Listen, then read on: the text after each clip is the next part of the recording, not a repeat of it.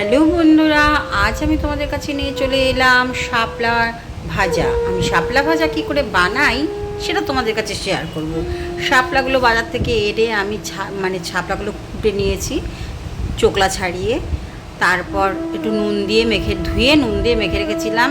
এবার শাপলাটা মজে গিয়ে তারপর ভালো করে চিপড়িয়ে রসটা, শাপলার যত জল আছে রস আছে বেরিয়ে গেছে কালো কালো।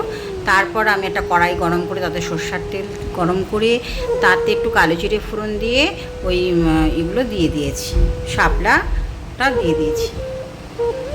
তারপর ভালো করে নুন, আর একটু নুনটা যেহেতু দেওয়া ছিল আমি অতটা নুন দিইনি, তারপরে যাদের মনে হবে নুন কম তারা একটু নুন দেবে।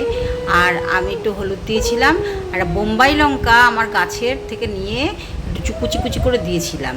তারপর একটু মিষ্টি দিয়েছিলাম। ভালো করে নাড়াচাড়া দিয়ে যখন হয়ে আসছে তখন একটু পোস্ত ছিটিয়ে দিয়েছিলাম। ব্যাস ভালো করে ভাজা ভাজা হয়ে গেল আমার শাপলা ভাজা।